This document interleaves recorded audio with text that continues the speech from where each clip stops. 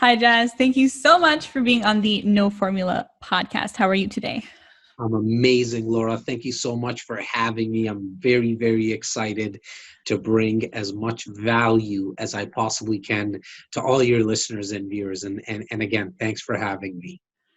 Thank you. I'm so excited to ask you about this because I've always been interested in real estate.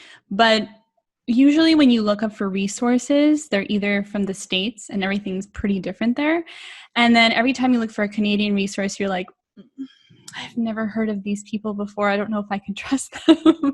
So I'm very excited to have a reliable source here on the No Formula podcast. And let's just get started with your journey. How did you get into real estate to begin with? So real estate sales for me, which I've been doing for now coming up to 15 years, was what kind of happened by accident because, I don't think there's anyone who grew up wanting to be a realtor, maybe an investor in real estate, but maybe that's probably later on in their teenage years. But no, I don't think anyone grew up saying, Mommy, Daddy, I want to be a fireman, I want to be a police officer and a real estate agent. Yeah. But for me, it was always sales and service. I at the age of 8, I still remember like so excited about going door to door and selling Christmas ornaments, or being at the book fair, just being at the table and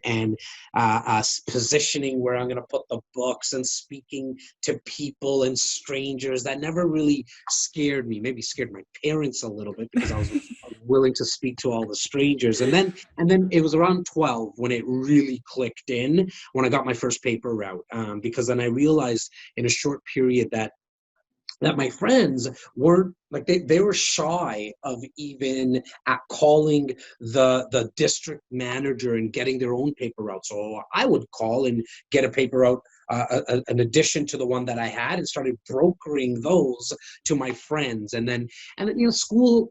The whole time I was growing up, Laura, like I hardly passed school. I had a very tough time with, more than school, it was class. I loved actually school. I loved going and socializing with people. It was actually my favorite part. I got up in the morning, got on the bus, and was excited to get to school. But I always wanted to be in sales and service, and some type of role in sales and service. So then I got into shoe sales. I went into banking. And then I went into car sales. And in car sales, I was being mentored by, still to this day, him and his family, in Brampton, is the number one car dealers in the country. They have like 8, 9 dealerships now. At that time, they had 2 or 3 or 4. And I thought I was going to be there for a long time. I was like, this is my place. I'm being mentored by one of the top guys. I ended up being there for 3 years. But then I wanted to get into investing into real estate. So at the same time, though, in a month period, I sold 3 cars to real estate agents. Like, looking at their credit applications, I'm like, holy crap, these guys, they do pretty well. And English might be their like third language, maybe second, but maybe third or fourth language. I can speak English. Some might say it not well, but I think I speak it okay. And I love dealing with people. I love the whole sales, as I mentioned. And so I got into the real estate course here in Ontario. You get licensed in Ontario. It was done through correspondence. They sent it in the mail. Why I say by accident is because A, I met those 3 real estate agents in the month and sold them a car. But B, I thought I was signing up to learn about investing into real estate. Once the book came in the mail, on the cover of it says how to become a registered salesperson, a realtor, a broker, real estate agent, whatever you want to call it. And I said, oh God, I didn't know I was signing up for this. But I said, okay, I'm going to go through with it. I'm obviously glad I did, because now I have a team of 33 realtors with my business partner. We have a 10 support staff. We help a little over 700 buyers, sellers, and investors every single year. And not to impress anyone here, really more to impress upon the amount of data that we have. We're the number 1 team in Royal LePage, Canada, which is out of 22,000 realtors right out of the country. All of the credit goes to our 33 realtors and that 10 support staff. And I totally understand what you were saying at the start about just not having a lot of Canadian content, or not having trusted authorities in the business. It's why I started my podcast 2 years ago. And I do about 20 pieces of content daily on all the platforms, talking about investing into real estate here in the Greater Toronto area, as well as kind of documenting my journey through the ups and downs. Even now, the amount of failures that we go through on a daily basis. I probably failed 5 times just before getting on this podcast. I failed getting onto this podcast. I couldn't click the link, and so I appreciate your patience through it. And so it's why I have a little over 16 podcast episodes speaking about investing into real estate for Canadians and investing in the Greater Toronto area. It's to me, I'm obviously biased because I'm born and raised here in Toronto. I was born and raised in the north part of Toronto, in an area called Rexdale, where not a lot of people want to say that they're from, or definitely don't want to go in that area. But I'm so glad. It gave me a lot of thick skin growing up in that area. But I truly believe that Toronto, the Greater Toronto area, is one of the safest places to invest for a myriad of reasons, which I'm sure we'll get into today. Okay, so side note from your journey here for a second, because everyone in Canada knows like Toronto and Vancouver are very much the hot spots for real estate. Do you think Toronto is getting saturated? Do you think the No. prices are like, because I see some condos for like $700,000. Yeah, so when you look at, and let me add more context to my answer by saying no, it truly is because of supply and demand. So when you're looking at real estate, you want to look at, okay, how much of it, how many condos are there? How many homes are there? How many more can be built? And then most importantly, how many people are coming into the Greater Toronto area? So there's a reason why Vancouver and Greater, and I like to call it the Greater Toronto area. So for your out of province listeners, it's that 75-kilometer radius that my team covers as well. We have over 200,000 people coming here year after year. That's into the Greater Toronto area. So in the next 10 years, we're going to have 2 million people. Okay. And so knowing that we're going to have, and why are they coming? Well, first of all, they're coming here because, again, and this is going to definitely sound very Toronto-like to the out of province listeners. It is one of the best places to live in. We have our multiculturalism here is at its highest probably in North America. Maybe New York kind of it comes close to us. All the major schools are here, the major hospitals, all the banking industries here, all the 5-6 major banks head offices are here. The tech sector is outpacing Silicon Valley in terms of the employment and how many jobs it's producing. So it's why people want to come here. Okay. Restaurants, lounges, and all that is really cool. It's different, unique.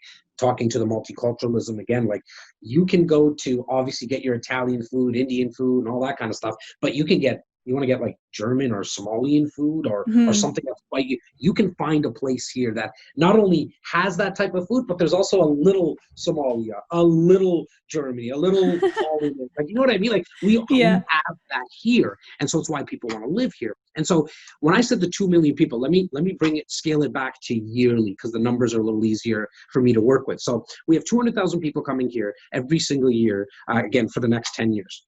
That 200,000 every single year, we need approximately 50,000 households. Okay, we need to house the people that land in Pearson. The first thing they need is a place to live. 33% or so buy. They actually buy when they land here.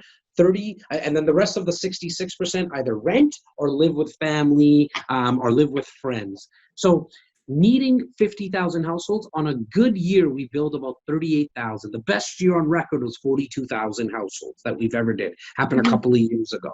So right away, you know that there's more people coming than there is actual homes. It's why values go up.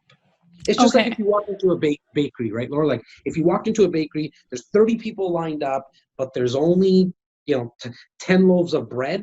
What's going to happen to the value of that bread? It's going to be more expensive. Real estate's the same thing. So, because I just want to clarify this. Let's say I'm shopping in Toronto, and let's not say Toronto. Let's say like Brampton or something like that. Okay, outside of Toronto, because Toronto is very expensive. We know that.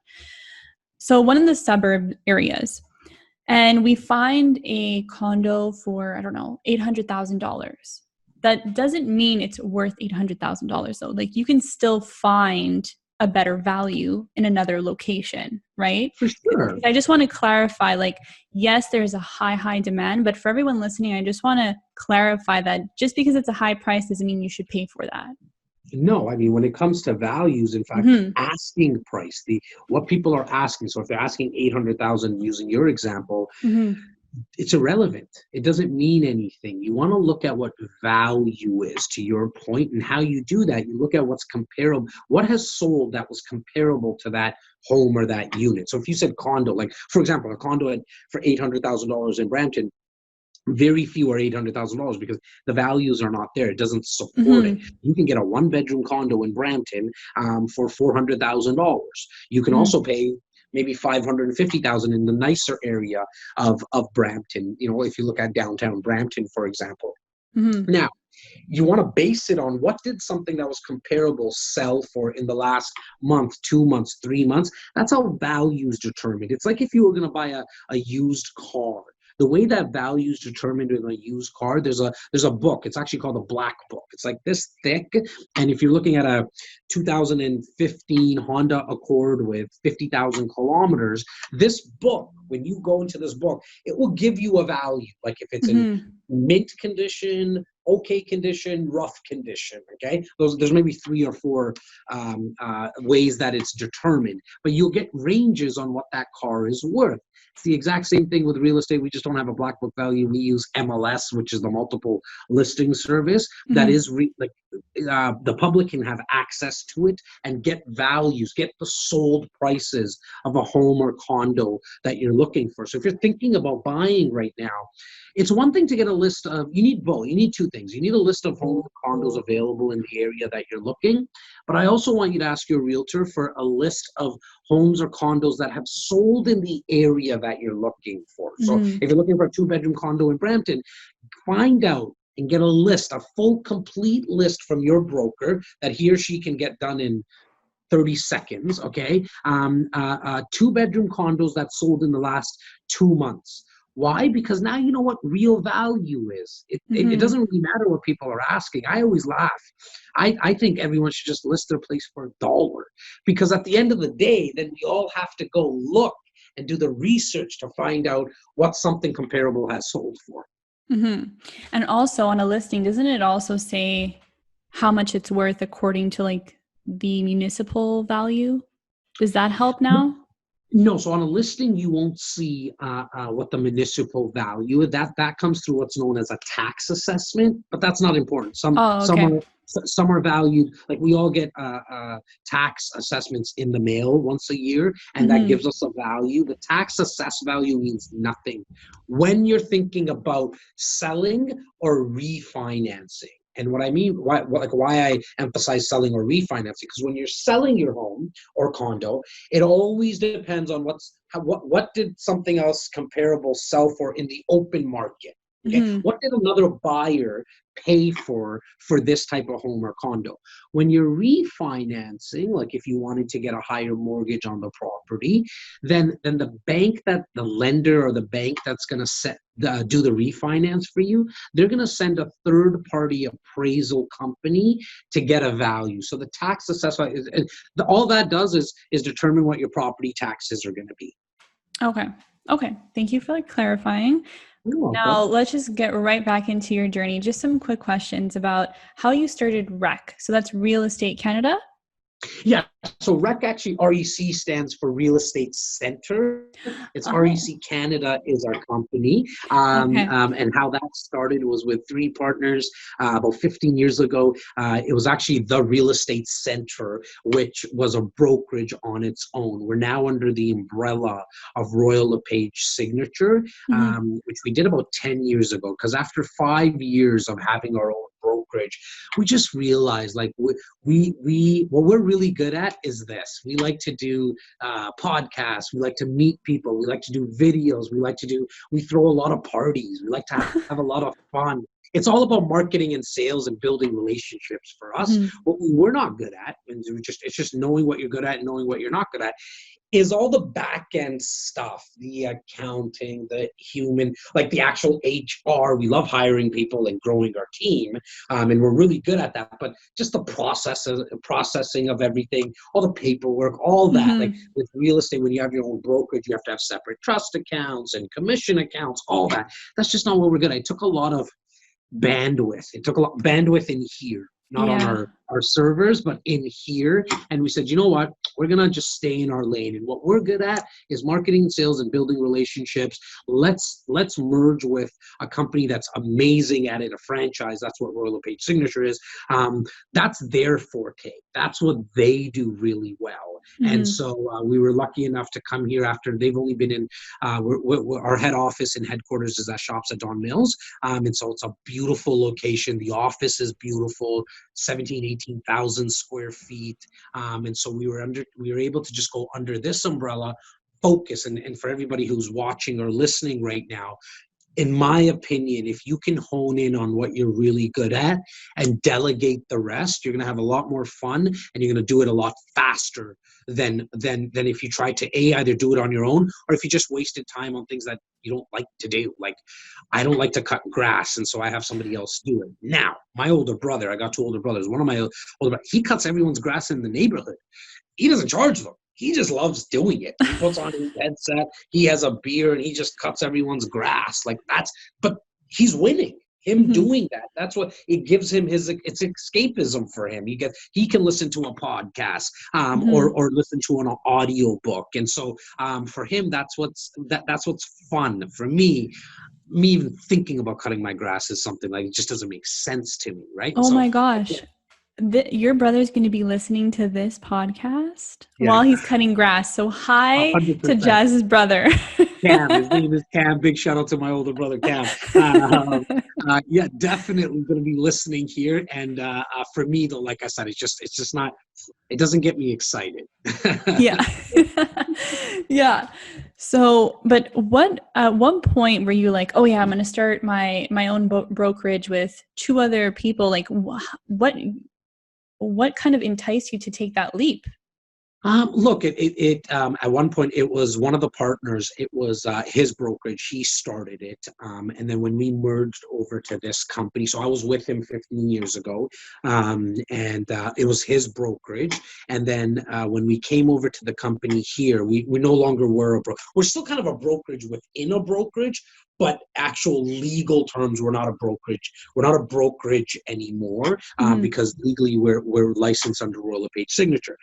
But at that time, we just decided, hey, look, we're going to do this within Royal LePage Signature umbrella. But he also realized he couldn't grow it by himself anymore. And that's when myself and my current partner, we decided to do this together. We went from 0 to 33 realtors. The original founder actually just passed away about 2.5, 3 years ago. And so myself and my current partner, Simos, we pretty much inherited now what my original business partner founded. Mm-hmm. Oh, wow. Okay. So I want to cover a few more things about your journey. So I have 5, let's say, quick questions because I want to save time for real estate investing. So Awesome. Let's do it. first, can you tell us about your top strategy you use to build your business? Delegation. Love it. 100%. You see shelves behind me here, Laura. Mm-hmm. You see mics, like even literally put together, the wiring, all that kind of stuff. I touch none of that. I leave a lot of money on the table, meaning I pay for a lot of stuff. Why? Because I just believe that I don't have fun doing any of this stuff, but my time is worth a lot more. And like I said, I like doing podcasts. I like doing videos. I like doing all the content. I need to be on the phone. I don't own a computer, Laura. Like I don't own I'm doing this on my cell phone. I do everything on my phone, on my Android. The Note 10 is the only thing that I use. I got rid of a computer laptop 2.5, 3 years ago. The best thing I ever did. I don't need to worry about the batteries and change all that. Like I don't do anything. I don't write long emails. I write everything in a subject line. right? I write everything in a subject line. And look, and some of the things I do waste time, like some would say, well, that's kind of a waste of time. Like if you and I need to talk, I would say in the subject line, hey, Laura, when's a good time to get on a call?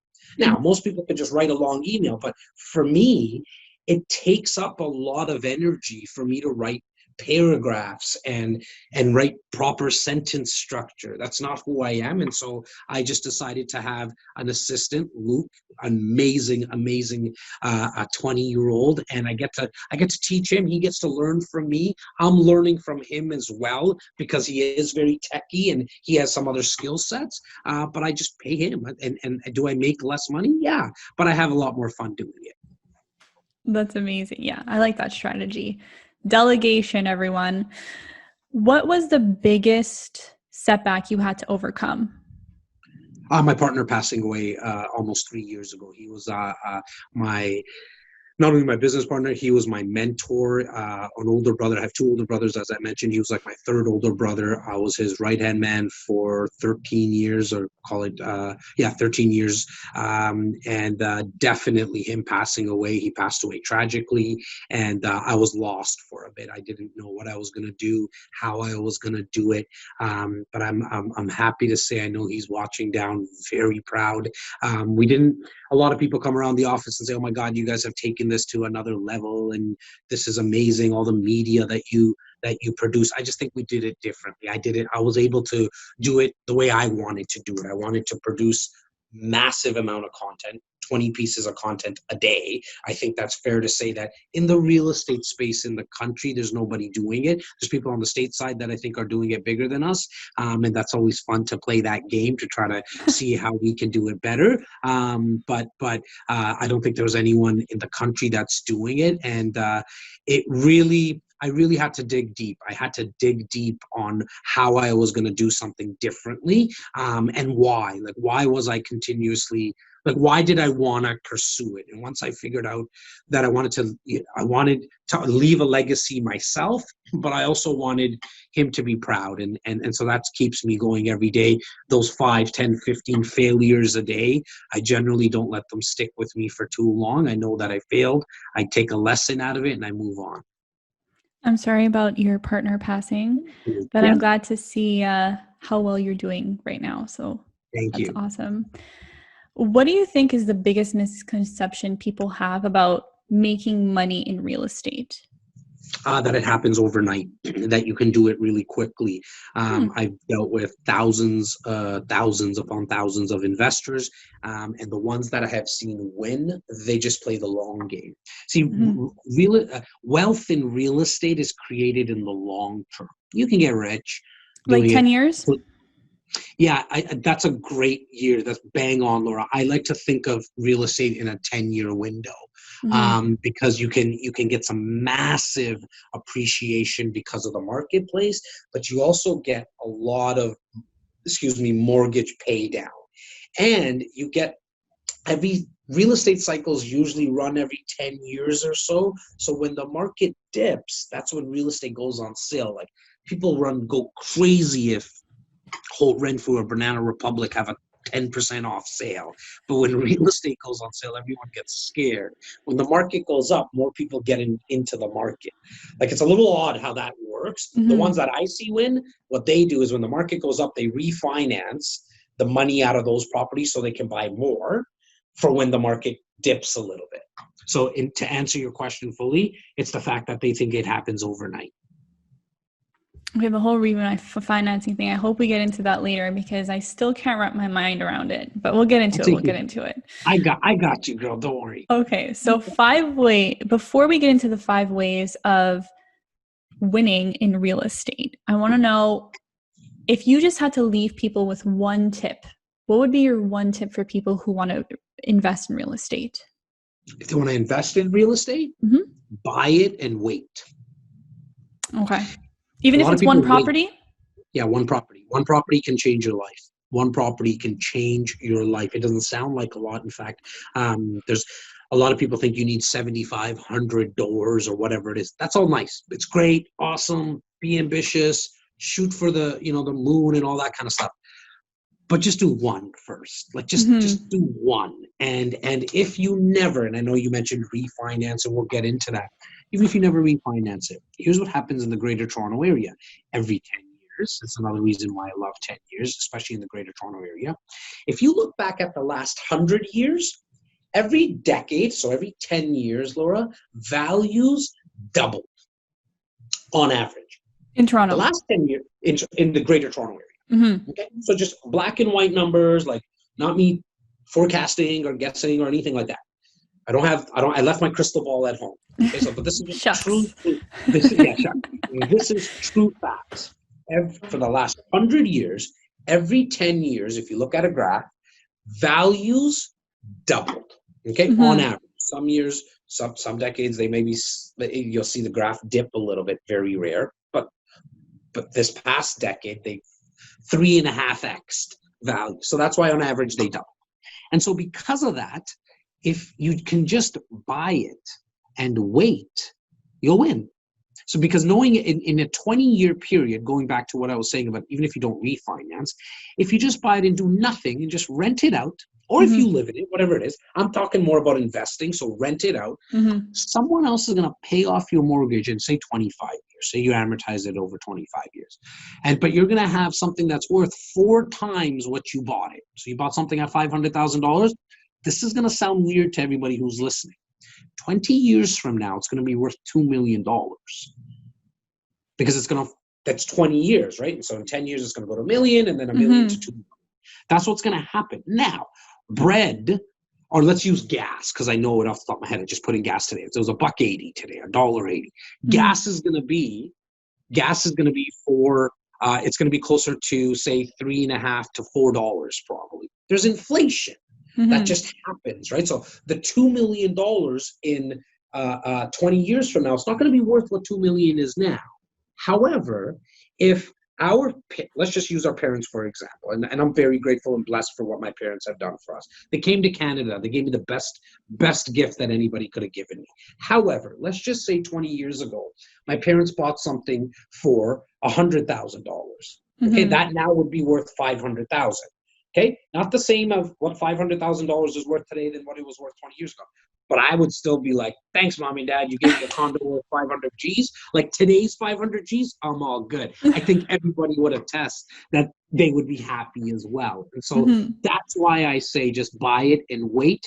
Don't wait to buy it. And that doesn't mean, acting quickly doesn't mean acting stupidly. Okay, and so look, what I see a lot of investors do, one of the biggest mistakes is they say, okay, let me think about it and run the numbers. But real estate, you can do a little slightly different than buying a pair of shoes or something that doesn't have a return policy.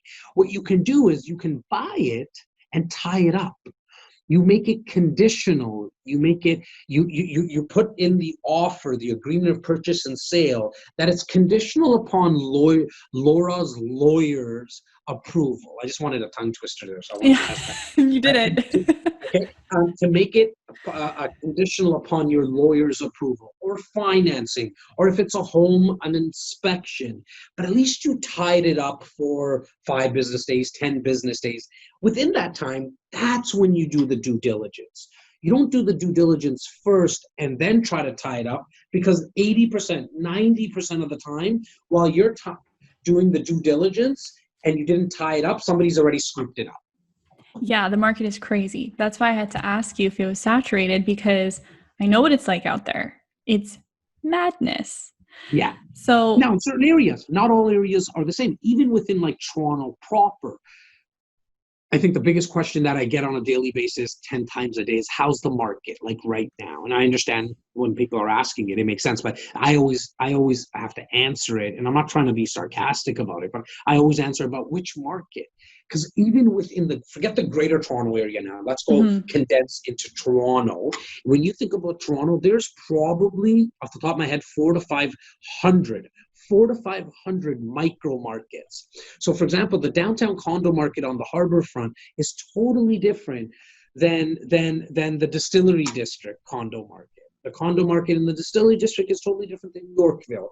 Yorkville market is totally different than the Don Mills market. So there's so many little micro markets that you have to, so not all are crazy. Some areas are definitely hotter. They're hotbeds. Like if you look at a home in Leslieville or Leaside or Lawrence Park, that you are going to find that there's not many homes on the market, but people want to live in those areas. Why? Because of the location and proximity to transit, to shopping, to the school district. So there's a lot of families wanting to live in the area. There's not a lot of homes on the market. When one home comes up, 5 people bid on it, 14 people bid on it. But if you go into another area, just outside of Toronto, for example, into Richmond Hill right now, there's more listings than there is buyers. And so it's not going to be as crazy. It's not going to be as crazy because why? Buyers have more choice. So we always look at, a market indicator that I personally like to look at is months of inventory. That always tells me am I in a buyer's market, a balanced market, or a seller's market. That will also then tell me what's going to happen with values. So by inventory, you mean like the days they are on the market? So very close to that. And so what months of inventory tells us that if like right now, right today, at the time of this recording, we look at how many homes are actually on the market. So how many listings are there? If based on the month previous, how many homes and condos sold, if no new homes or condos hit the market, how much supply do we have? How much inventory do we have? So today, right now in the Greater Toronto Area, and this is, again, it's a massive market. We're talking 75-kilometer radius. You're looking at slightly under 2 months of inventory. What that tells us is that we're still in a seller's market, because anything from 0 to 3 months, you're in a seller's market.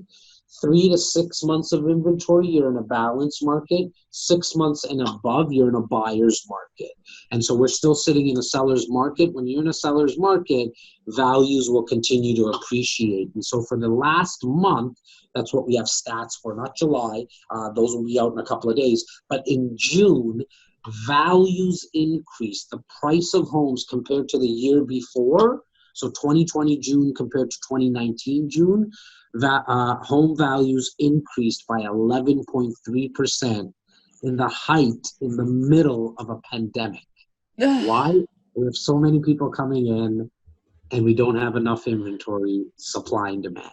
That is crazy. That is crazy. It's going to Great continue. Facts, though. Thank you. I appreciate that. And if anybody who's listening, you ever want like your specific stats for like your market because you're in Oakville. Again, Oakville is totally different than Oshawa market. Just email us wherever. Just ask Laura. There's probably in the show descriptions. I'll get that information for you. Yeah. Okay. Now I want to dive in to the 5 ways you can win in real estate. And the first one is cash flow. Mm-hmm.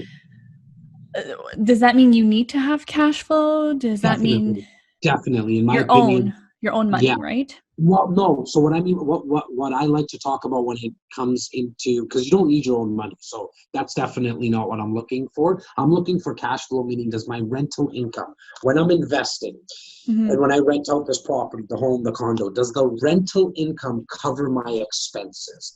What's my expenses? And I'll talk about both home and condos. You have your mortgage payment, you have your property tax. If it's a condo, you have condo fees. Either way, you have home insurance. Even if it's a condo, the condo has building insurance, but there's a component of you needed to make sure your unit is insured as well. All of that, let's just say that comes to $2,000 a month, okay? Is what I'm renting this property out for going to cover that $2,000? And as long as I'm getting $2,000, I don't even care if it's only $2,000. I don't want it to be $1,700 because now I got to put $300 out of my own pocket. Okay, there's a slight advantage to that. But when I know there is properties in the Greater Toronto Area where that $2,000 of expenses is covered, I don't want to put any money of my own money into the property. I want all of that rental income to cover my expenses. That's when we're talking about cash flow. That's what we're talking about. Do you Um, I'm thinking of the expenses. You didn't mention taxes. Are taxes No, I part of did. it? Oh, okay, Property okay, taxes, okay. yeah. Oh, property Mortgage, property taxes. Okay, yeah. taxes, condo fees, and insurance. For sure. Property taxes is a big one because property taxes Yeah, can be $400 or $500 a month, right? And so I want to yeah, make sure that the rental income, it's why I love investing because somebody else is paying down all my, because the big one is the mortgage. And out of the yeah. mortgage, there's two components to a mortgage payment. There's principal and there's interest. What I'm Mm, looking for is how much of my principal is being paid down. And that's the second way that you win in real estate is by principal recapture. Not to steal your thunder by asking me what would be the second way, Laura. So I want to that is the second way that you win in real estate because somebody else is paying down your principal. So when you rent out a property, mm, on average, you're paying down. The tenant is paying down $8,000 to $10,000 a year of your principal on your mortgage. Like, how nice is that? You're not doing it. Somebody else is doing it. They're giving you a bag full of 10 grand every single year. But in cash flow, I thought that meant cash flow is in to make the down payment. No, so the down payment is exactly that. Like as an investor, not if you're gonna live in it, you can do it Yeah, with as an investor. Because as let's an say, investor, you gotta put yep, I was going to say, let's put me in the example where I buy awesome. something in Brampton for $400,000, like you said. Yep, Okay. yep, yep. I thought when I first saw cash flow, that cash flow was like that 20% that you have to put down, but No, it's not. no, no. That's your down payment as an investor. Yeah. You gotta so the lending requirements is that you put down 20%. So on your $400,000 example, you're gonna put down $80,000. Mm-hmm. The other $320,000 is gonna come through a mortgage. So Okay. somehow I have to get that 80,000 You got to get a first. little bit more than, to be exact, Laura. You're going to be paying a little bit more than 80,000. If you're buying it in Brampton, if it's in Toronto, it's slightly more. You got to look at what your closing costs are. So you got to Mm-hmm, pay yeah. if it's not your first time doing it, you got to pay what's called Welcome to Ontario tax, which is the provincial land transfer tax. If you were buying in Toronto, there's a Welcome to Toronto tax as well, Mm-hmm. which is payable to the city of Toronto. But here in Brampton, as your example, then you're only paying the one provincial tax. You're also paying lawyers' fees. So I think it's safe to say on your $400,000 purchase, all in cash required to close, you're looking at say 90,000. Okay, so I have to have that 90,000 before doing the principal recapture and all that stuff because I have to get approved by the bank. Yeah, so you gotta Okay. put so the 10,000 is closing cost. The bank Mm-hmm. needs to make sure that you have that, but they're not going to lend you money on for that 10,000. You need to Mm-hmm. have that in your account. The other 80,000, which is the 20% down, you Mm-hmm. have to have that. Now, Mm-hmm. that doesn't need to come from your own money necessarily. That's what I was talking about. It doesn't need to be your own money. You Tell can me do more. this a couple of ways. Exactly. So you can do this through a line of credit, like a home. If you owned another home, remember I talked to you about refinancing. Mm-hmm. If that home or that condo is worth 500,000, and you have a $300,000 mortgage on it, you can get a line of credit on that home or condo and use it for another property. So that's not your money. That's a line of credit that the bank is giving. Mm-hmm. Okay. You also can do a joint venture. You can say, hey, you have a friend Joe, and say, Joe, let's do this together. You put in 45 G's, I'll put in 45 G's because the 90,000 with the closing cost. So it's not all your own money. Mm-hmm. Okay. If this is maybe you're the first time that you're going to get into the market and you're not, and say you're renting right now. Okay. Another strategy is you don't have to do it with 20% down. What you could do is buy a home that has 2 units. Mm-hmm. Upstairs and a basement. Rent out the basement apartment. Rent out the top and live in the basement apartment. Because then you can rent out the top more than you can to the basement apartment. It will cover more of your expenses. And most importantly, you don't have to do it with 20% down because it's not deemed as an investment deal or an income property now. You are actually living in it, so it's your principal residence. And you can do that with 10% down. So you could do it with less money. Okay. The Mm-hmm. other thing is as I said, you don't need your own money. If you're bringing a deal, so the question becomes, okay, I need 80,000. Forget the closing cost for a second. I Mm-hmm. need 80,000. Okay. Now, there might be thousands upon thousands of people that listen to this podcast. You need 8 of them to put in $10,000 each. Mm-hmm. And you do a joint venture. You didn't put any money in. Now you might say, or somebody who's watching or listening might say, well, why the heck would I want Laura part of the deal then? Well, because she brought the deal and she's going to manage it. She's going to do the renovations. She's going to bring in the tenants. She brought the actual deal to the table. Now, does it work with 8, 9 people? Yeah, I've seen it work. And is it a lot of headache? Yeah, it's also a lot of headache. So then you need 4 people to come up with $20,000 each. Mm-hmm. Because You know 4 what I'm people, saying? it's easier to manage. Lots of ways to get exactly. But it's also easy. It might be easier to get 8 people to give you 10,000. Like I Yeah. don't know. Yeah. I want people's heads turning from Mm-hmm. the perspective of don't worry about the how.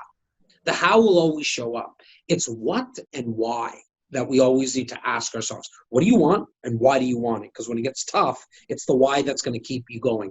The how is around us. See, our job is to get in front of opportunities, not just real estate opportunities, and opportunities in life.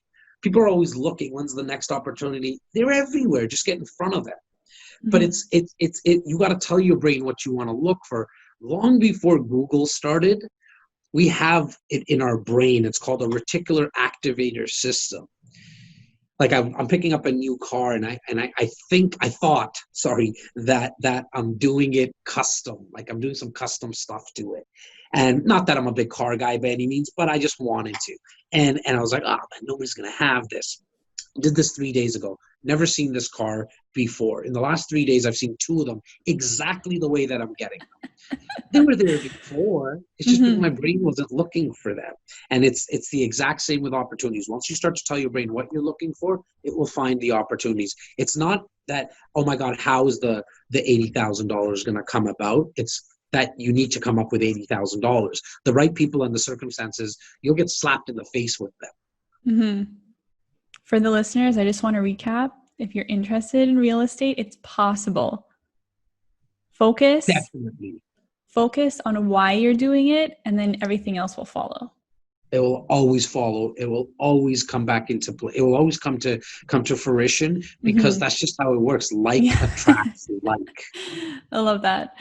Okay, so we talked about cash flow. We talked about principal recapture. The next one is active appreciation. So that's what you mentioned before, right? Like the 10 years it appreciates. Every 10 years in the Greater Toronto Area, prices double. That's passive appreciation. That happens passively. That just happens with the marketplace. Okay. So that's, the third way that you win is passive appreciation. Okay. But you kind of need a crystal ball with that, right? Because nobody really knows. It is safe to say that 100 years is a big sample size. I'm not talking about the last 2-3 years. I'm talking about the last 100 years. Every decade, values are going to double. So I think it's safe to say that that's going to continue to happen. Okay, so that's your third way that you win passive appreciation. The fourth way that you win is active appreciation. That is purchasing a bungalow, for example, that doesn't have a basement apartment and adding a basement apartment. You're going to do it for call it $40,000, but homes in that area in Brampton, let's choose Brampton again, okay? Homes in that area, when you have a basement apartment, sell for $80,000. But because you spent $40,000 and they sell for $80,000, you actively appreciated the value of that home by $40,000. You put in 40. And the values in that area go up by 80, so the difference is 40,000. You actively appreciated the value. Can you actively appreciate the value of a home by just redoing the kitchen? Yes, you can. Okay. Definitely. Because I see that on HGTV. Yes. Now, just be careful, because I have a lot of friends who are hosts and on like they're stars of that show, and like they've been on my podcast. You'll hear them, you'll see them, and they always laugh. I think the biggest mistake is everybody thinks that it happens in 22 minutes. Like it doesn't work like that.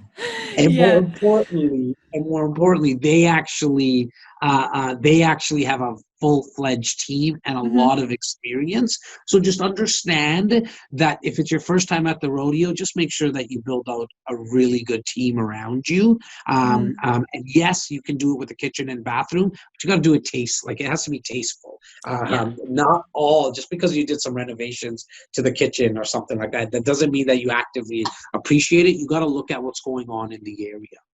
Okay. And the last one is tax strategies. Can you tell us a little bit more about that? Yeah, so when you for example refinance a property, one of the best things that happen is legally, because you don't sell, because you're not selling anything. See, when you buy a home and rent it out and then sell it, you have to pay capital gains. You have to pay tax. The government wants Mm-hmm. their cut. Okay. However, when you rent, like invest into a home or a condo, rent it out, and you refinance it, you go to the bank and say, it's worth this much, my mortgage is this much now, I want 80% of the equity. That's the difference between what something is worth and how much you owe on it. The middle piece is called equity. The bank's going to lend you that money. It goes into your account tax free. Because you didn't sell anything, the government doesn't tax you on anything. And so Hmm. it's one of the only legal ways that, in this country anyways, that you don't pay tax. Okay. The other thing, as an investor, when you're renting out properties, you're a business owner. And so when you go drive to the apartment or the home, when you do renovations, even the gas when you're driving to the property, all those you can use as write-offs against your personal income that you're receiving from a job or a salaried position. You can actually use those as write-offs, which a lot of us need other ways to pay less tax. I'm not trying to get away from paying tax. I just want to try to pay a little bit of less tax if I can. And I want to do it legally, everything above board. And so those are tax strategies that are put into place by the government because you're providing housing. Mm-hmm. So let's say I have a duplex and I'm living, or a home, like you said before, I'm living in the basement and I'm renting out the top. And now suddenly I want to move. And now I'm renting out both floors. That changes things in, like, does that change things in the taxes and the equity? So note in the equity part of your question, for the Mm-hmm. taxes, if you decide to sell it 5 years down the road after you've left it, you are going to get charged capital gains on that from that time period of when you moved out. So the government says, when did you move out? You moved out in 2020. Okay. Okay, cool. Now it's 2025. The extra appreciation in that last 5 years is what you're going to pay tax on. But you got to But prove that you lived there. yeah, but you don't have to pay taxes as long as you're still providing the homes, like if you're still renting both out, both of Yes, the levels, right? then you're not paying any taxes because you didn't Okay. sell anything. As long Okay, as you don't perfect. sell it, that's why, and I know it sounds weird as a real estate agent to hear this from me, but I always tell people, do not sell your homes. Mm-hmm. It's how we make money. But we, like, when even when you're living in a home and then you want a bigger home or a smaller home, we try to see, can we refinance it, keep on renting out this property, and then Mm-hmm. go live in another property, because that's how you can create long-term wealth, by holding on to the properties. I think in 15 years, Laura, the what I hear the most is, I wish I had. It's Mm-hmm. why our slogan for REC Canada is, I'm glad I did. Because we just want to try to help people change it. Like, I wish I had kept it. I wish I bought more. I wish, like, all that. Like, it's just like, well, let's try to, at least in our circle, as a part of our REC family, we're trying to keep people from selling their properties, because we just know the wealth that gets created by holding on to them. When you can, I understand sometimes we get into cash crunches, or the numbers just don't make sense to hold on to it. That's a different story. Mm-hmm. But I feel like people are so quick on, I need to sell this right now, where I think we can try, at least get a little creative. And it's not even that, it's not like it's not that much creativity that's involved. It's just speaking to the right people. Okay, I'm going to ask you a personal question because I'm very Sure. curious. Awesome. How many real estate properties do you have? I have 7 properties that I own and rent right now, and then I'm part of 2 joint ventures as well. My goal is to get Ooh. 10. I have 2 kids. My goal is to get to 10 properties each for them. If I give it to them or not is a different story. Depends how they treat me. Mm-hmm. But there is one better investment than real estate. And that's the investment in yourself.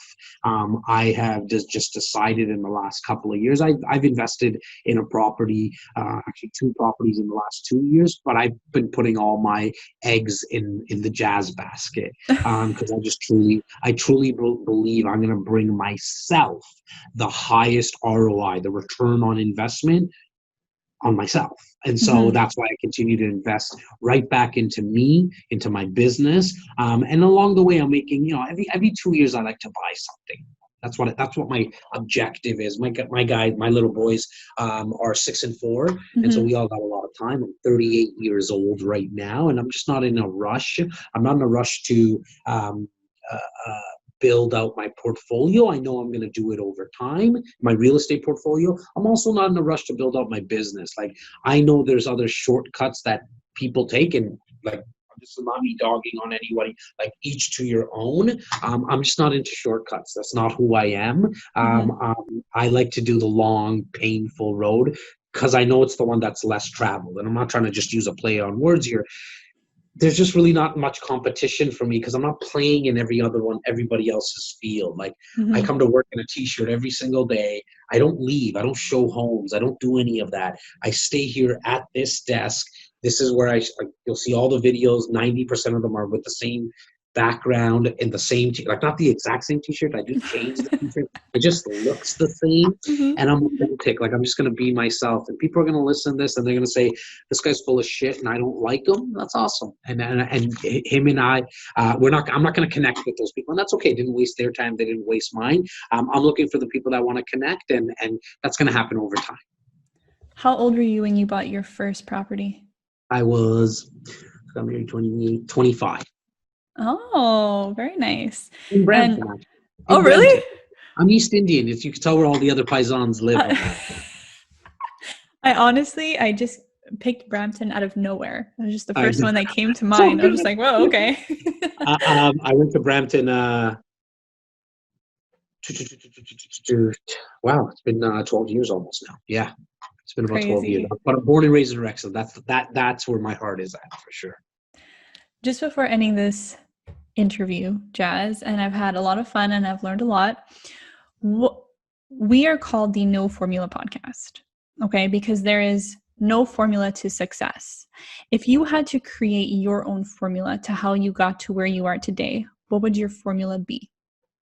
It would be surround yourself with positive people. And so the reason being, because if you hang around with 5 negative people, you're going to become number 6. If you hang around with 5 very optimistic people, positive people, inspiring people, you're going to be number 6. And so you are who you hang out with and who you spend time with.